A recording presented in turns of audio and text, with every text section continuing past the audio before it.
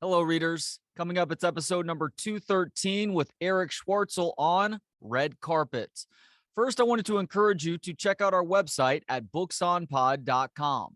While there, you can sort through past shows by episode number, book title, author's last name, or sort by category.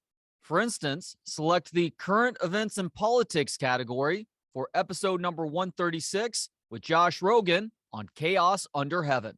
This is Josh Rogan, author of Chaos Under Heaven, Trump, Xi, and the Battle for the 21st Century, and you're listening to Books on Pod with Trey Elling.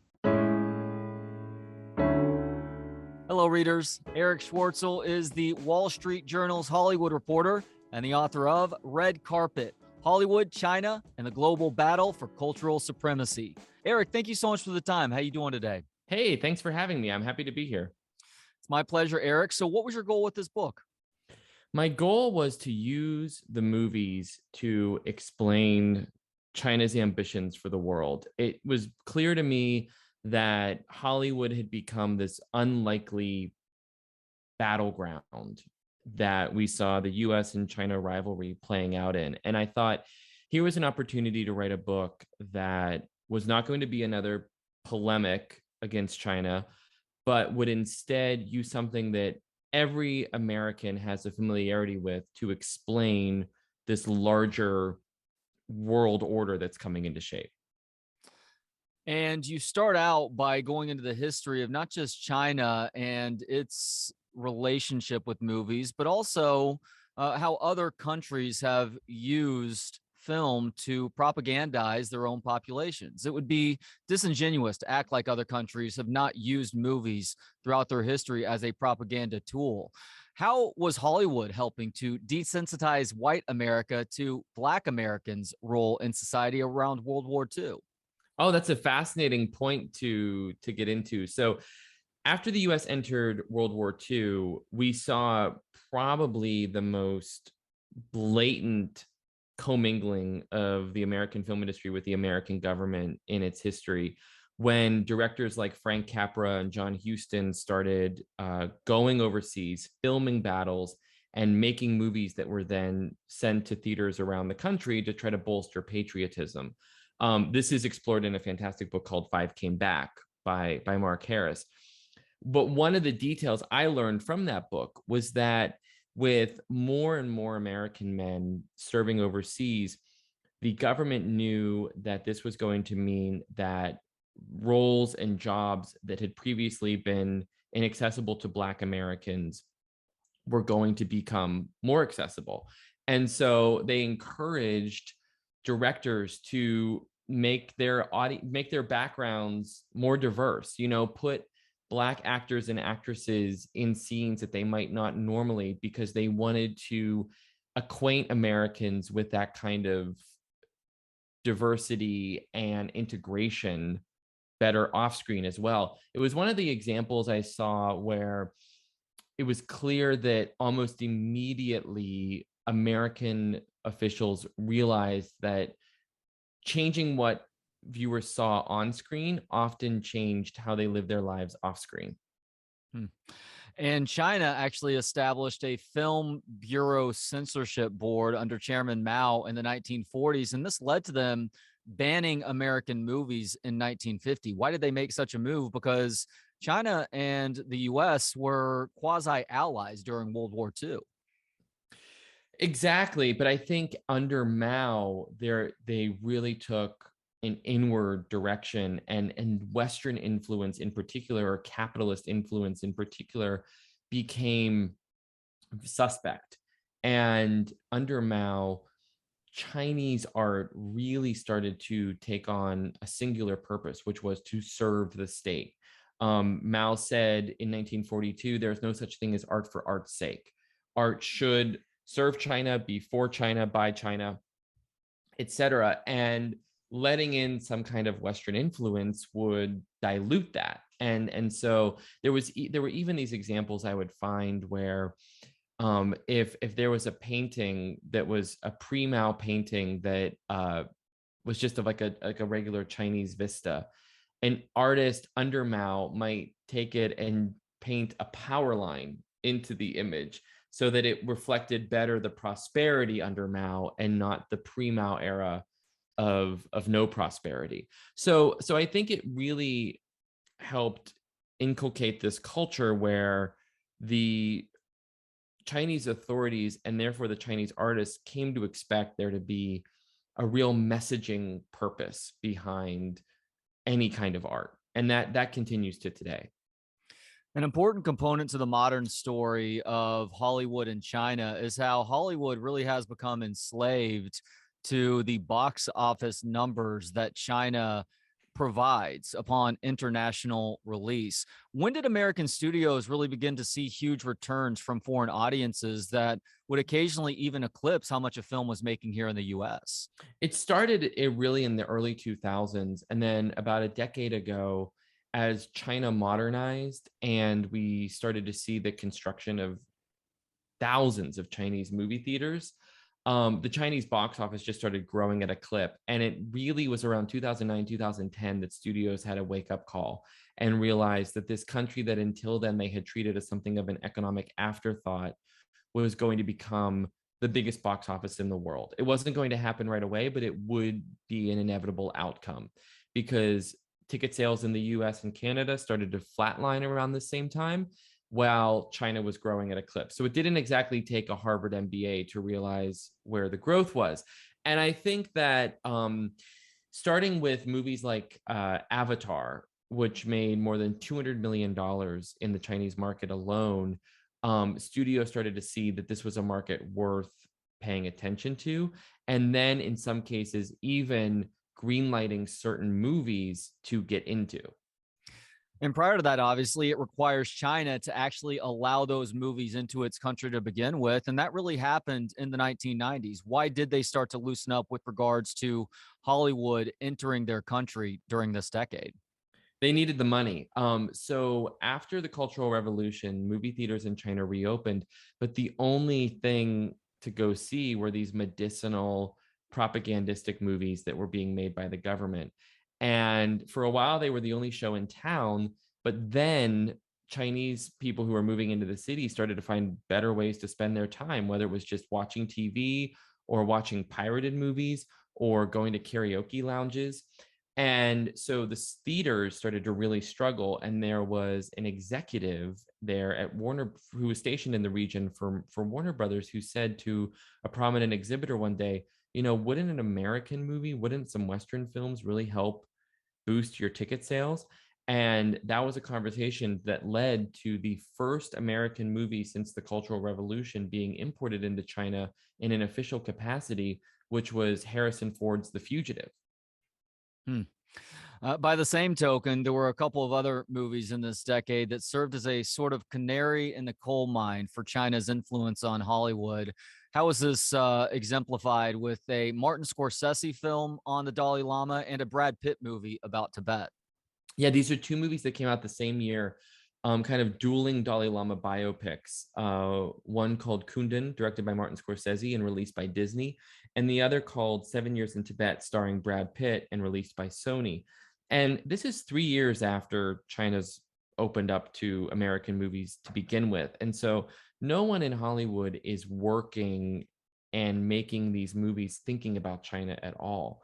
But China makes it very clear very early on that these movies are going to be a problem because not only do they valorize a state enemy of China, but they also portray the Chinese invasion of Tibet. Kundun in particular has some scenes that feature Mao as just as like this total buffoon next to this young and wizened Lama.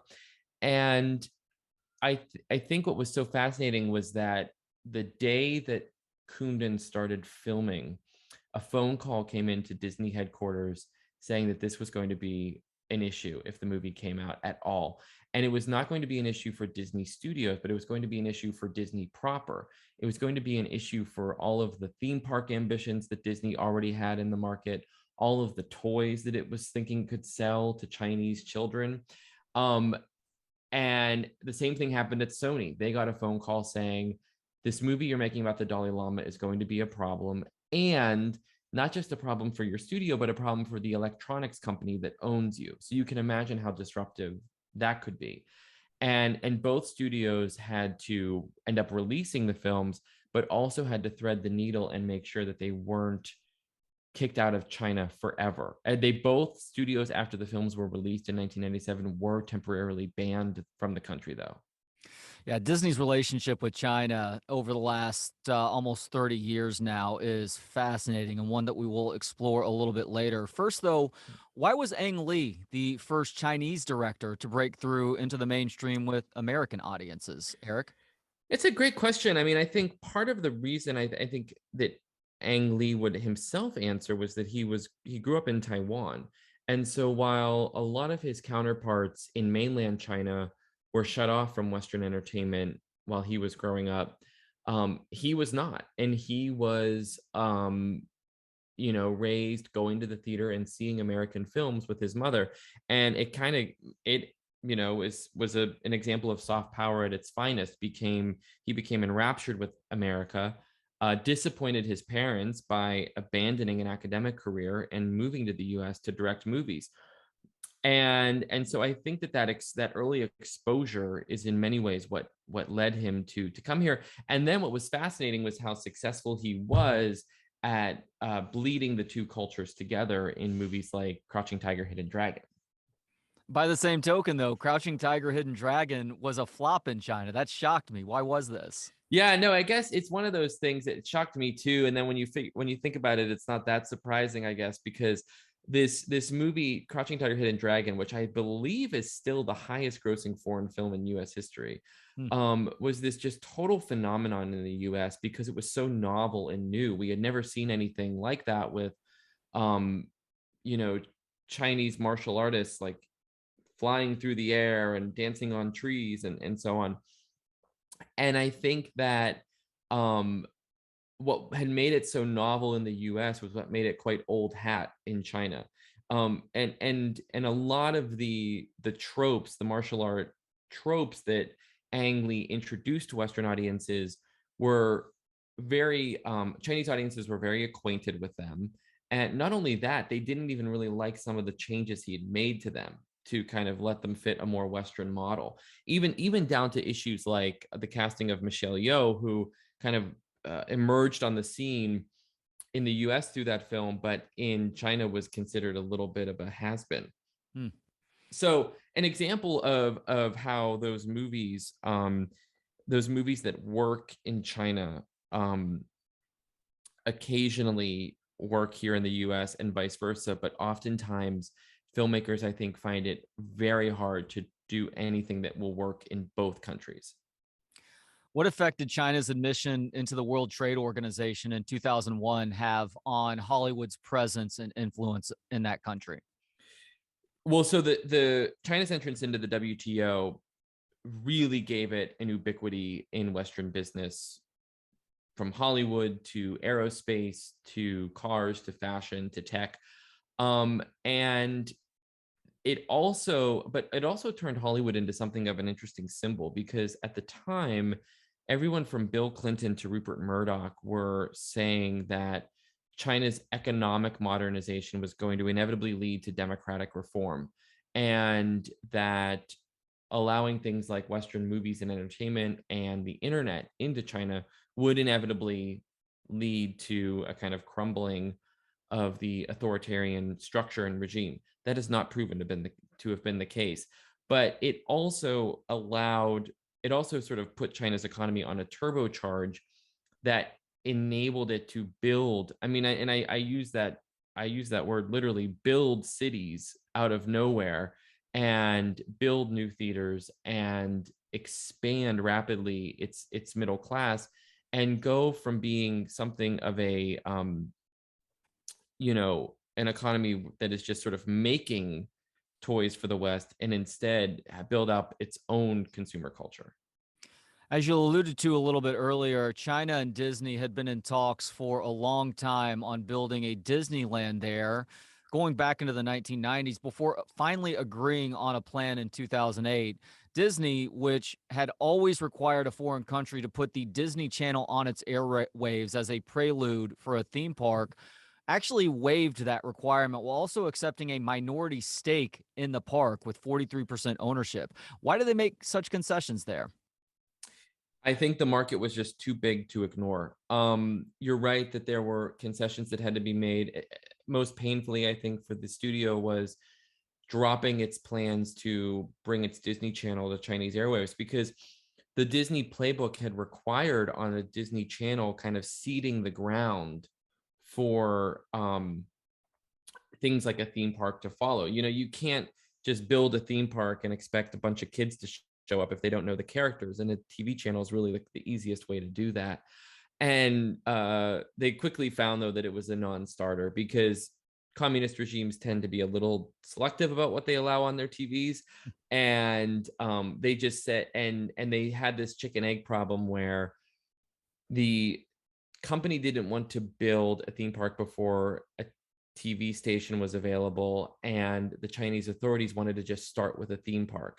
And so it took a little bit of time, but they eventually found this middle ground where, through things like movies and toys and even a string of English language schools, Disney was able to introduce enough children in China to its characters to justify that theme park being built. Yeah, if you wouldn't mind, would you please expand on Disney English and what exactly this is? So Disney English was a very popular string of English language schools that Disney operated in Chinese cities. Starting around 2010 or so, there was this real effort in China to, a lot of parents, many of whom only had one child because of the one-child policy, would really put all of their focus into that child and try to educate him or her as much as possible. And one of the things that really sort of got to be in vogue was having your kid learn English. And so a lot of different English language schools popped up in Chinese cities, including Disney English, which was essentially, the lessons you would come to expect in an English language school, the grammar, numbers, ABCs, that kind of thing. But it was all taught with Disney characters. And so you might be sitting in a classroom that is Lion King themed, and or one that is Frozen themed, and maybe the sentence you're learning is Mickey wants an apple, or Minnie is 3 years old, kind of thing. And it kind of has dueling purposes. Certainly the kids are learning English, but they're also learning Disney too. Interesting way around the whole Disney Channel request. Now, Kung Fu Panda, which came out in the summer of 2008, was a huge hit, both domestically and internationally, and it broke records in China. The level of detail that DreamWorks went into making that film was impressive to learn about in your book. Considering how beloved this film was in China, Erich, how did CCP authorities feel about it? It sent them into an existential spiral, because this movie Kung Fu Panda, which was made by DreamWorks Animation without really a consideration of the Chinese market, hard to believe now, but at the time, around 2006 or 2007, it would be foolish to make a movie and expect to make much money in China. But nonetheless, they made this movie Kung Fu Panda, and a lot of officials in China said to themselves, wait a minute, why is it a Western company that is taking our unofficial mascot and one of our most famous traditions and making this globally appealing movie? Why wouldn't Chinese filmmakers think to do that? And they even started to reverse engineer the film and ask DreamWorks executives, wait, why did you decide to make the panda the son of a duck? And why would you make the panda, overweight and stressed out? Why would you do these things? Like, we would never think to do that. And leaders who really had these ambitions for soft power in mind started thinking, well, no, this is exactly the kind of movie we want to make, though, to introduce China to the world. So why didn't our filmmakers make it? And they even started drafting legislation and passing legislation to try and support a homegrown Chinese animation industry and try and catch up and make their own Kung Fu Pandas and export those around the world. From that allowance of The Fugitive into China all the way to today, China has a pretty strict set of rules with regards to what it allows in films that can then be shown to its population. What are some of the things that are not allowed in movies before China gives it the okay for it to be shown in the red country? Well, I think it really depends on where the movie takes place, because there's a lot of scrutiny of any scene that takes place in China, because the China on screen is one of order, um, patriotism, development. There really is not any blemish shown on screen if a scene is set in China. I'll give you a quick example. There's a scene in the James Bond movie Skyfall in which James Bond breaks into a building and, as he does, shoots and kills a Chinese security guard. And that scene had to be removed at the request of authorities because it showed China in a weak position. But then there are broader and, I think, deeper elements of certain movies that have to be removed.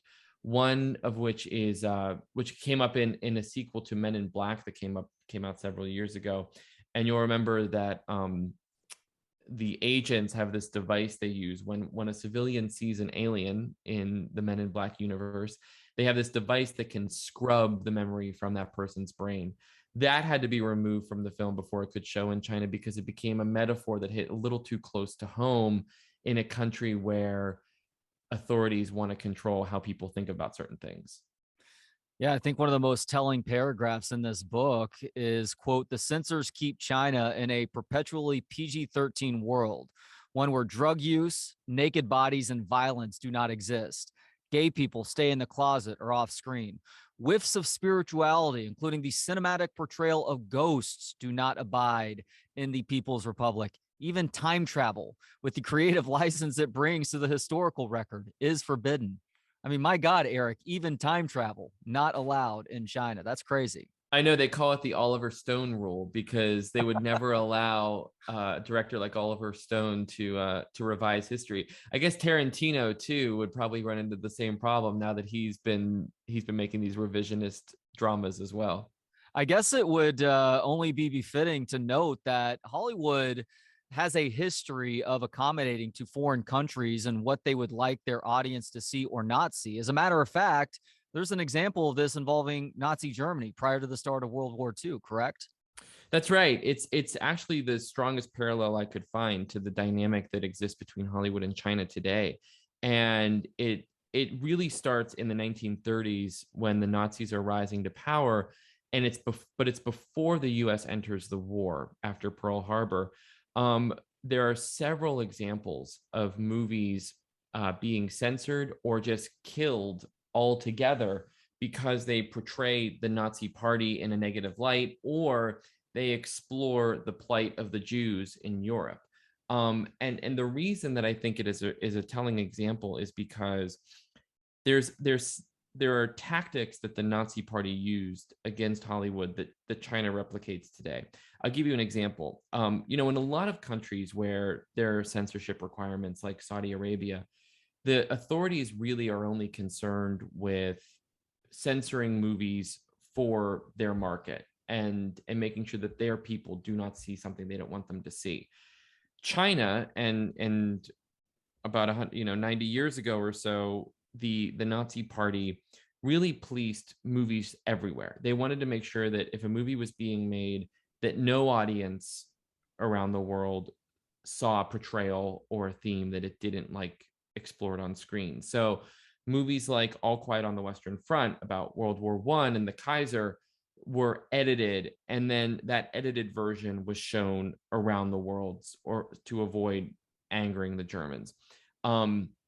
Same goes for movies that were put into production in Los Angeles.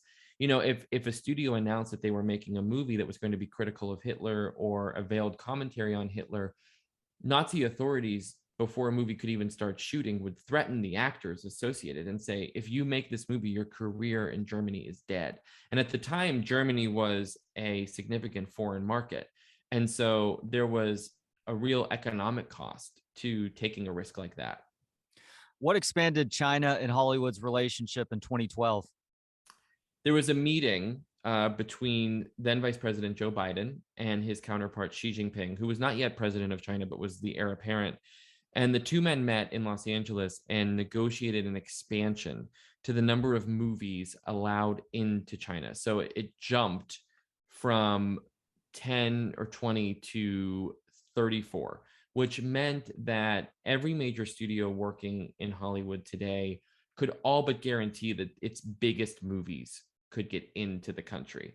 And not only that, but the amount of money that studios brought back from ticket sales in China expanded from 13%, which was really measly, to 25%.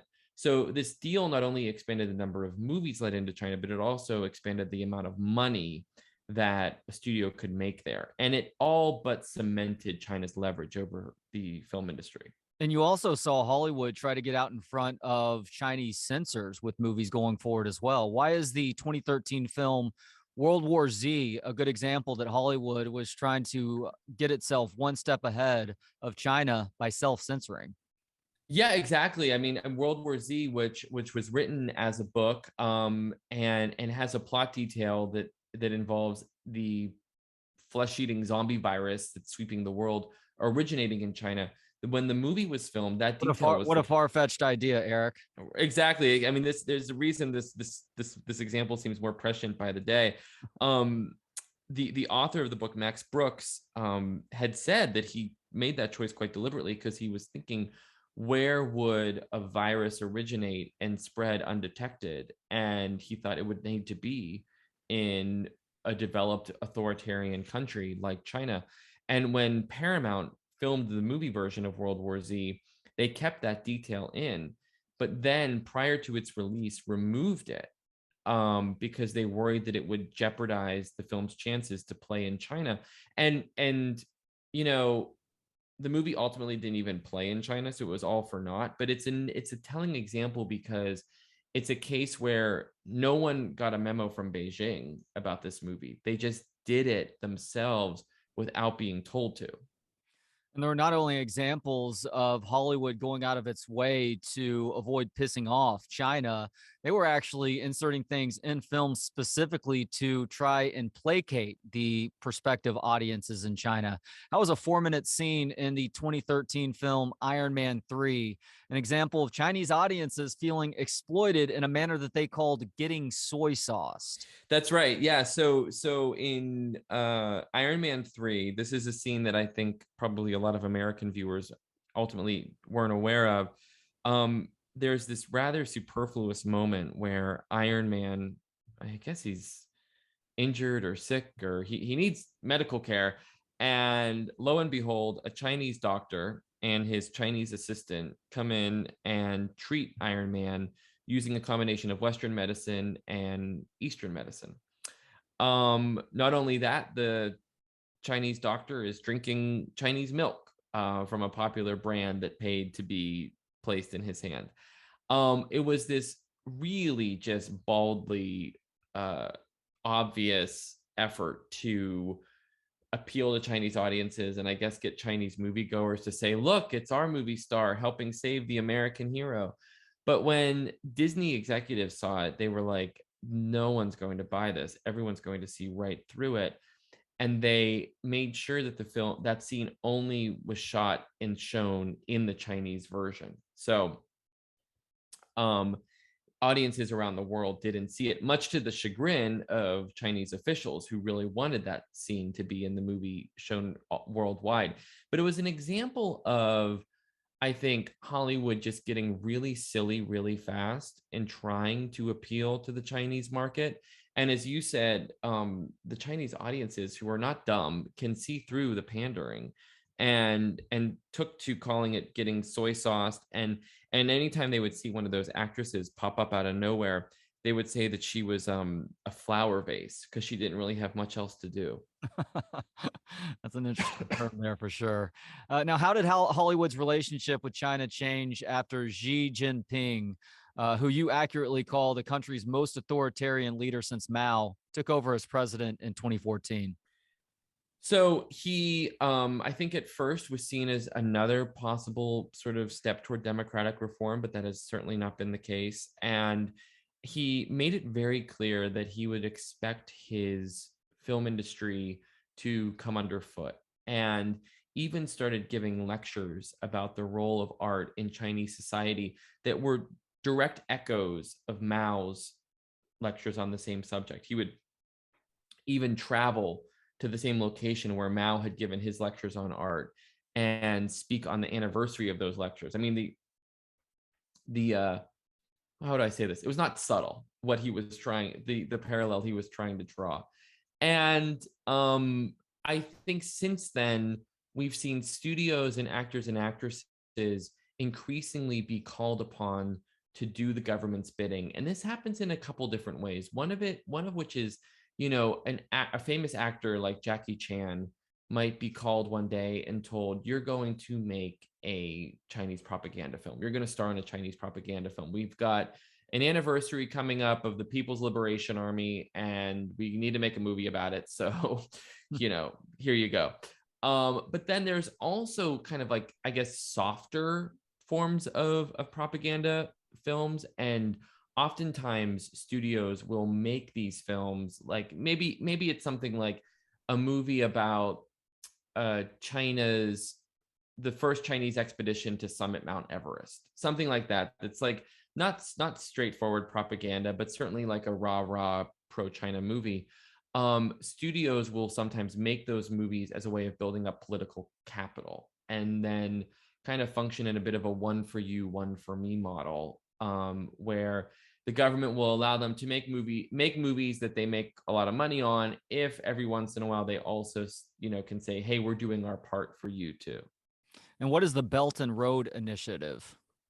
Belt and Road Initiative is a collection of hundreds of investments and deals and projects, mostly in the form of infrastructure, that are reorienting global trading routes and kind of becoming a bit of a 21st century update to the Silk Road. And the Belt and Road Initiative has given China an ubiquity in parts of the world. I mean, it's not uncommon to go to parts of Africa and stay in hotels that will print receipts in Mandarin, or to, as I did in Nairobi, drive down a road called Beijing Road and find yourself at an apartment complex called the Great Wall. It's given China this incredible ubiquity in those parts of the world, and I think also an incredible amount of power, because it has built these train stations, built these highways, built these railways, and in some cases made these countries more indebted to the country. So the Belt and Road Initiative,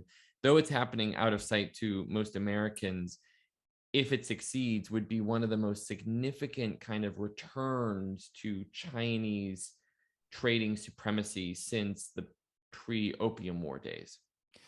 After becoming pros at scrubbing any negative imagery of China and catching on to the idea of soy saucing Chinese audiences, Hollywood started asking how it could effectively work China into films. How was the Transformers franchise, and more specifically Transformers Age of Extinction in 2014, another major step in Hollywood kowtowing to China? Yeah, I think this example, this Transformers example is such a case study in just how silly it got, because the studio behind the film, Paramount, wanted to just stuff as many Chinese elements as possible into the film. They had product placement that made no sense. There's a scene in which the characters are in Chicago and they have to raid a convenience store, where lo and behold they discover Chinese protein powder. And there was even a reality show competition held in China that cast 4 Chinese actors and actresses in the film. About a third of the movie filmed in China. And there's even a scene in which Hong Kong is being destroyed by the giant robots, and Paramount inserted a scene that allowed Beijing officials to come to their rescue. And also the example of what happened at the premiere after a faux pas that Angelina Jolie had a few weeks before that is another great story in this book. People just need to purchase it to check that out. Disney's willingness to play the self-censorship game was also apparent around this time. How did this play out with Doctor Strange? Yeah, this was one of the most prominent examples because when Disney was adapting Doctor Strange from the comic, Doctor Strange has this kind of monkish advisor who in the comics is portrayed as frankly a rather stereotypically orientalist Fu Manchu type character. And when the movie was being adapted, they certainly knew that they couldn't put that on screen because of racial sensitivities, but they also thought that it might be an issue because this character is Tibetan and it might sort of trip up those tripwires that things like Kundun and 7 Years in Tibet had taught the studios to avoid. And so the solution was ultimately to cast Tilda Swinton in the role and make the monk Celtic instead of Tibetan. And it avoided the problem of angering Chinese officials, but it angered American viewers who saw it as kind of a whitewashing of an Asian role. Kung Fu Panda 3 enjoyed a short run as the top earning animated film in China, but why was it quickly outdone by Zootopia, a movie that did very little to placate to the CCP with Chinese elements? Yeah, this was a lesson. This was a hard lesson for Hollywood to learn, which was that Chinese audiences didn't necessarily need you to bend over backwards to appeal to them. Really, what they wanted to see were good stories told well. And so Kung Fu Panda 3, which has all these scenes and did all this extra work to try to appeal to the Chinese market, even going so far as to dub the movie twice so that the animated characters' mouths move to the Mandarin better than normal animated films. It did well, but not nearly as well as Zootopia, which had, I think, one scene that kind of nodded to China, but in a very subtle way. But it instead was a really more successful film because it thematically connected with audiences. It told the story of I don't know how well you remember the Zootopia plot, but there's it stars it's about this young bunny, this very ambitious little bunny that moves to the big city to become a cop. And what's fascinating is a lot of Chinese people had very similar trajectories in their lives. They grew up in the countryside and then at some point moved to the city. And that thematic resonance, which Disney really didn't foresee when it released Zootopia into the Chinese market, turned the movie into a giant hit. And also, eventually would give rise to things like even like a Zootopia attraction at Shanghai Disneyland. What made 2017 a seminal year for the Chinese film industry through a homemade sequel that translates to Wolf Warrior 2? So Wolf Warrior 2 would go on to become the highest grossing movie in Chinese history when it was released. It made more than $850 million. And the movie is about a Chinese soldier who is sent to Africa to help rescue villages from extremist terrorists and an evil American mercenary named Big Daddy. And this is a story that Americans know very well. It's kind of the Rambo template of the soldier who's got to go it alone, get the girl, kill the bad guys, save the kid, that kind of thing. But it was a really novel thing for Chinese audiences to see. And it came at this fascinating moment in Chinese history because Chinese leaders had been telling their citizens for many years that this was going to be China's moment. This was going to be China's century, and that China should stop apologizing for itself on the world stage. There had been, decades and even centuries of what the Chinese perceive as humiliation on the world stage since the Opium Wars. And here was a Chinese hero on screen pounding his chest and unapologetically announcing himself as Chinese, to the point that any other nationality in the movie doesn't stand a chance. I mean, the Americans just look like complete buffoons, or worse in the film. At one point, when one of the women call the U.S. embassy, they get the answering machine. I mean, there's really just really blatant attempts to cast China as the hero that America used to be.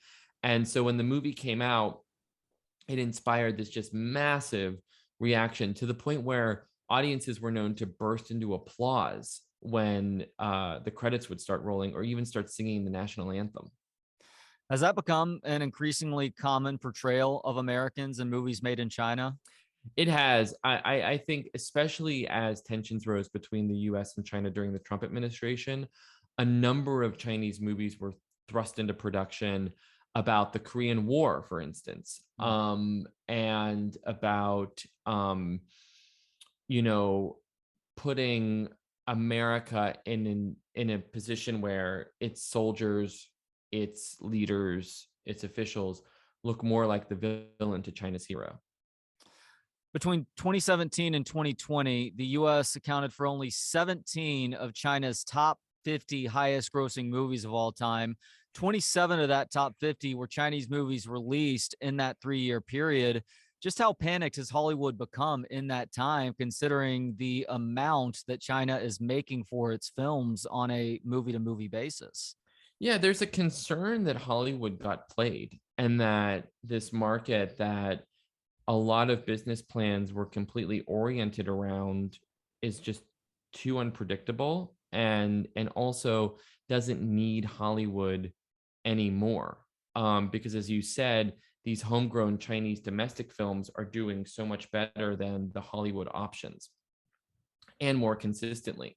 So there's quite a bit of consternation and anxiety in Los Angeles today because a lot of movies are either to be released or still in production that are costing so much money that a Chinese release is all but necessary to turn a profit.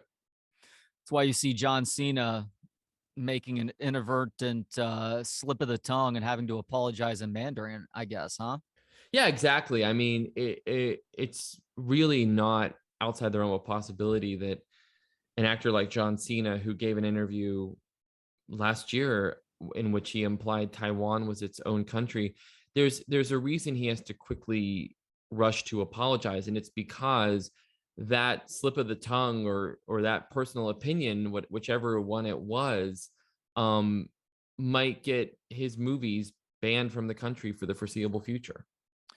Who is Fan Bingbing, and why is she a case study at the lengths Xi's China will go to ensure that nobody, from the richest businessmen to their biggest movie stars, are above the government?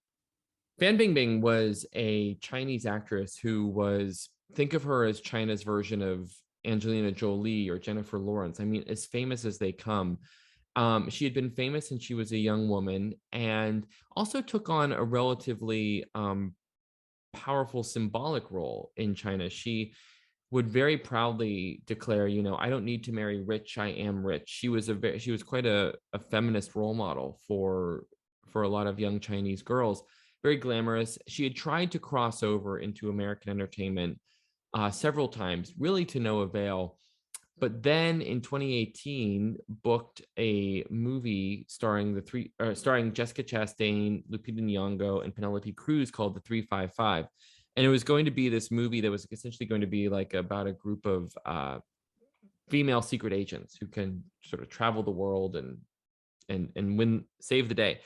And so she's cast in this film. It looks like it will be her biggest Western role yet, when she is busted in China for tax evasion. She had been reporting one salary to the government while pocketing another and paying taxes on the far lower one. She disappears from public view. It's actually a bit of a precursor to what we saw with the tennis star Peng Shuai. No one knows where she is. She's in government custody, but she's not heard from for several weeks. From Hollywood's perspective, this presents a problem because the movie she was supposed to be filming is in production while she disappears. She eventually reemerges and insists that she has learned her lesson.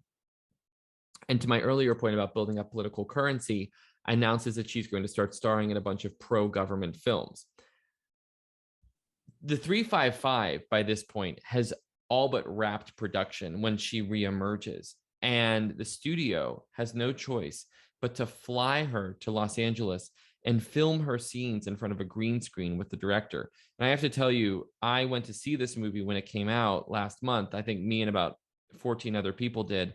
And The scenes starring Fan Bingbing are very obviously green screened. I mean, there are so many times where it's like, why is she the only one in this shot?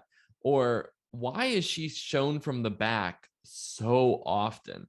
There's a lot of really creative body double work in the movie because of this whole tax evasion scandal that kept her off set for several weeks.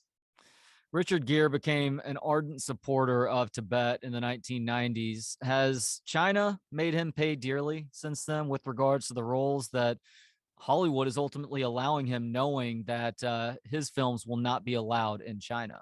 Yes, absolutely. So the last major studio film Richard Gere made was in 2008, around the time that China's box office power really came into focus. And since then, he has had a very hard time getting cast. He actually hasn't had a hard time. He's had an impossible time getting cast in major studio films because casting executives know that he's too radioactive for the Chinese market and that a movie starring him will not get past the censors. The COVID-19 pandemic added a new level of tension to U.S.-China relations in general. As it relates to film, why has Disney been in as bad a position with this as any Hollywood studio? Well, Disney finds itself in a really tricky spot because it has spent so much time and money investing in the Chinese market. And so now, really for the first time in its history, Disney and other studios find themselves at odds with their government because politicians on both sides of the aisle have identified this kind of complacency or concessions to China as helping fuel a rival's rise.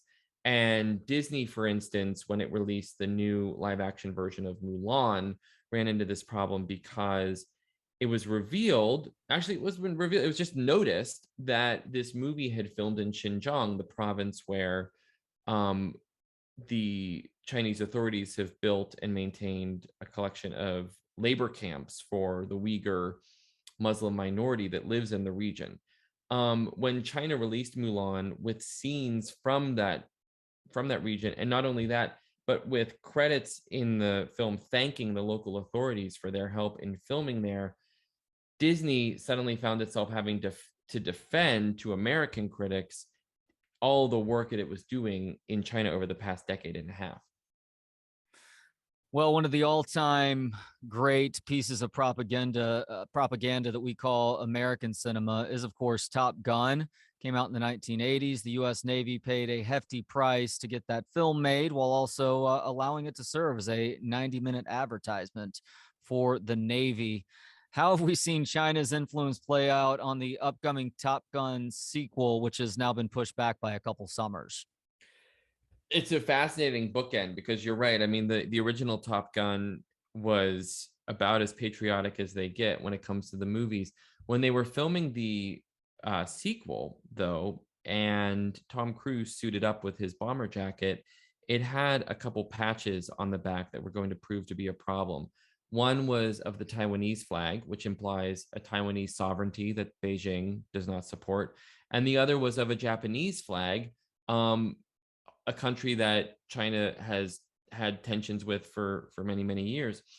And so Chinese financiers on the film told producers that they should take those patches off the jacket. And when the poster and the commercial and the marketing materials were revealed, those patches were gone. And so this movie that in 1984 symbolized a total sort of like rah cinematic patriotism in 2018 had to face a market reality where Maverick's bomber jacket was going to have to adhere to the one China policy. Hmm. And final question, Eric. Has China figured out how to create global appeal for its films? That seems like one of the last major steps before it really does take over with regards to the cinema industry. Yeah, that's the last leg of the race, and it's proven to be the most difficult. I think it depends on where you look. I think that Hollywood executives who don't think that Chinese movies will ever play in China have a point. I mean, Americans have traditionally been, discourteous to foreign entertainment, but there's a big wide world out there, and the Belt and Road Initiative that we spoke about earlier provides a bit of a distribution network. So if you go to parts of Africa, it is not uncommon to see Chinese satellite dishes that have been handed out carrying Chinese movies and TV shows. I spent an evening while reporting this book watching Crouching Tiger, Hidden Dragon with a family outside Nairobi. There is certainly already more of a coexistence of Chinese and American cultures in those parts of the world. Erich Schwartzel is the Wall Street Journal's Hollywood reporter and the author of Red Carpet: Hollywood, China, and the Global Battle for Cultural Supremacy. Erich, thank you so much for the time today, and thank you for this important chronicle. Hey, thank you. It's been my pleasure.